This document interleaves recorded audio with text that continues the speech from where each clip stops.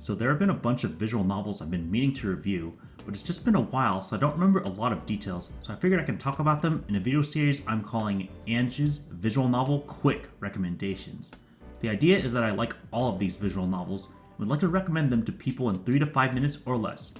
In this video, I'm going to be talking about 2 optional rewrite spin-offs, records of the Occult Club's activities, which I just call Oka Ken Idols, and Cradles Tale. Both were fan translated by Suki Shiro. Both of these visual novels are very short and can be completed in about an hour or less. They are both packaged with different seasons of the Blu-ray of the rewrite anime. They are basically just nice additions to the rewrite story, but absolutely are not needed. First, I'll talk about rewrite Oka Ken Idols, which is lighthearted and goofy and could take place somewhere during the common route of the original rewrite. This visual novel doesn't spoil anything, and in fact, my opinion is that it could be a good foray into the visual novel series for first-timers. You can get a non-spoilery overview of the rewrite main characters' base personalities.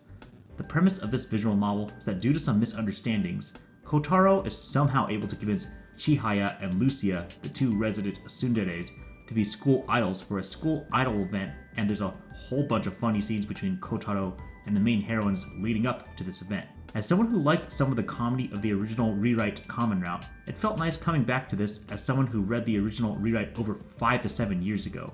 With my obvious bias, I was very happy to see Kotori and her English and quirky humor again. But honestly, everyone in this visual novel was pretty funny this time. That's all I have to say about rewrite Oka Ken Idols.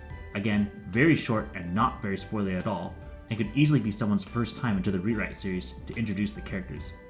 Now I want to talk about Cradles Tale next, but that one actually takes place after the true ending of the original rewrite visual novel, so I'll unfortunately have to do a spoiler warning before we continue on.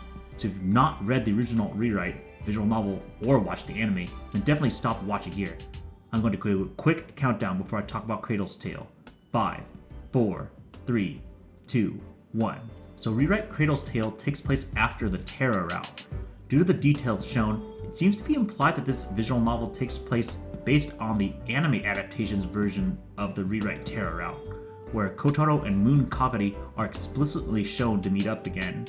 The visual novel almost exclusively focuses on the slice of life between new Kotaro and Kagari, with Chihaya basically the only other main heroine with speaking lines.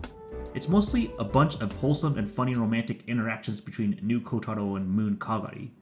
Overall, a decent time for me, but to be honest, I was never on board the actual romance between these two, so I didn't enjoy it as much as I would have liked. But if you are a fan of Kagari or just want to see more rewrite, I would definitely consider checking out Cradles Tale. Especially since it's so short, you could easily finish it within an hour or less.